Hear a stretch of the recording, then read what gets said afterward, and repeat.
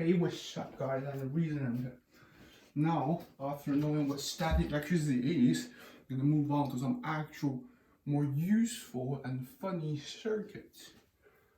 But at the start, we're going to talk about like the most basic, like the most fundamental thing in a circuit, which is the DC power source, normally referred as battery. In a circuit diagram, we draw it as these.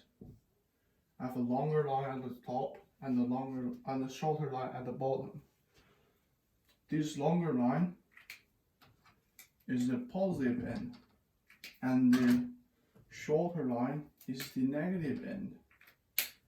And in everyday life, we can also find batteries, like AA battery and AAA battery, 9-volt battery, rechargeable battery, in many shapes.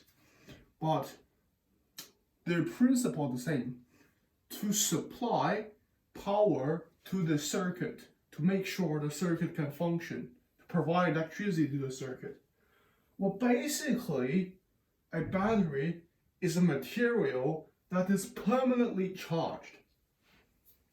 So the positive end, we have, for instance, we have a AA battery, and this is the positive end.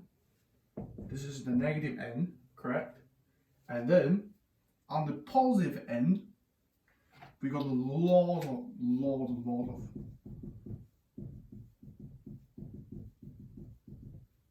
of positive charge. On the negative end, we got a lot of negative charge. Well, from last revision, you know that what causes this is that the electrons from this part of the battery shift to this one, so this section has more electrons compared with proton. So overall, it appears at negatively charged. Oh, this part loses several electrons, so its electron number is smaller than its proton number. That means its overall charge is positive. Now, let's connect it with a wire. A wire is normally made up with copper, which is a good conductor, which means its outer shell has a lot of free electrons. There are free electrons in it. That doesn't mean the wire is charged. And then you can see that the positive charge and negative charge, because there's a barrier in the middle, there's like a barrier in the middle to stop them from flowing, like from just meeting each other, like from the center. They just can't. There's like some restriction that I don't know why that exists, but there's some restriction stopping these positive and negative charge from like connecting to each other and then become neutral to something to stop it, okay? And if you connect it with a wire, this wire is a media to transform that charges. You see that?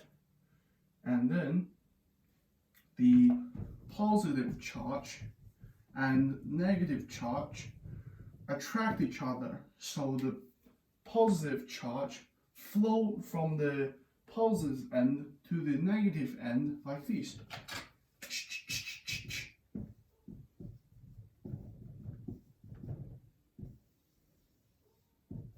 Now, let me ask you, what type of current is this? Is it conventional or electron? Just pause the video, okay, and have a think. Okay, now, after thinking, you will notice that it flows from positive to negative, and its definition is the flow of positive charge, which means it's actually conventional current. Well, in engineering, we talk about conventional current more than electron current. I don't know if you do that in physics or not. I think we still do it, because all the theories are based on conventional current. Now, let's replace this stupid battery with its sign on the circuit diagram. on the circuit diagram, the wire is just lines.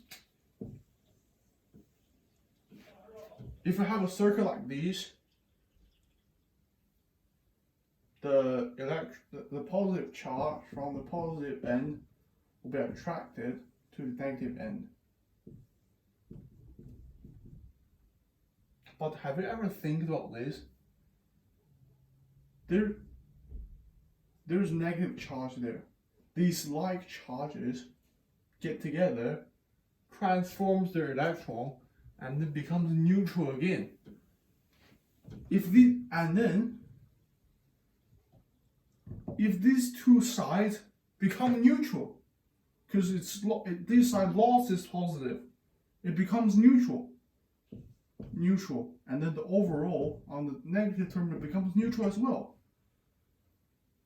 How is the negative end still attracting the positive positive charge from the positive end and keep the current flowing? It doesn't make sense, doesn't it? Well, it does make sense, because you miss another force. Not stinky enough. You're very stinky, not sneaky enough. So basically what happens, the force that actuates the positive charges from the positive end to flow to the negative end is called electric field force. It's the field, you know. It's called electric field force.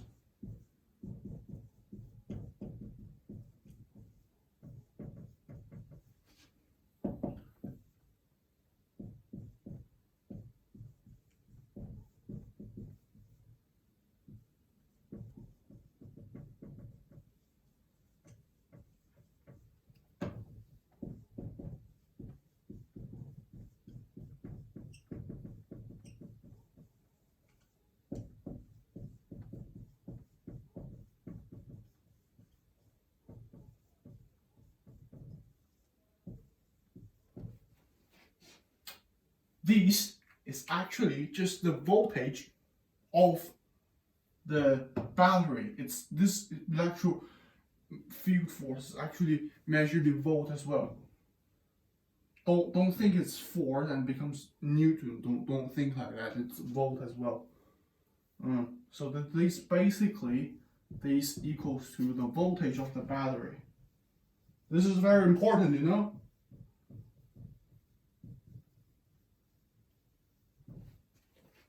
And then when the positive charge get to the negative end, it doesn't have the chance to neutralize with the negative end, because there's another force dragging it back to the positive end.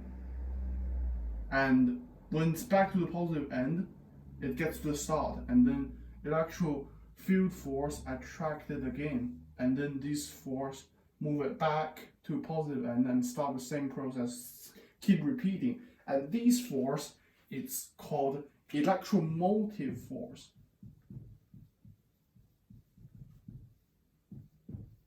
Or EMF. Electromotive force. And electromotive force equal to electrical field force. So EMF equal to EFF. So the electromotive force counters the electrical field force, drags the positive charges back to the positive end and stops this looping. And this current is keep running through. You know, this is a very important concept. Well, in reality, you can't connect a circuit like this. This is called power source short circuit, which is very dangerous to do, you know? Because the wires are copper, they're very good conductors. In analyzing, we define the wire's resistance as 0 ohms, which means charges can flow freely in the wires. It doesn't have any resistance. It doesn't stop it at all. Therefore, according to Ohm's law, U equal to IR. U stands for voltage, I stands for current, and then R stands for resistance. If we rearrange it and get I alone, we get I equals to, U over R. And if I equal to 0, we end up with I equal to U over 0, which tends to be an infinite large number. Its current is infinite large, which means there's nearly infinite electrons flowing through the entire circuit. That is a very large power. The power equation is actually this, which we'll explain in the next revision. It's actually P stands for power. P equal to UI. Power equal to voltage times current. Why is this true? Because P equals to W over T, which W stands for the energy, and then T stands for the time this energy is done.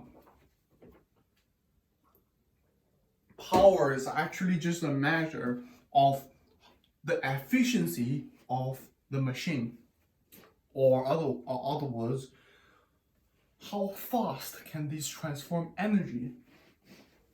So it's the overall energy over the period of time.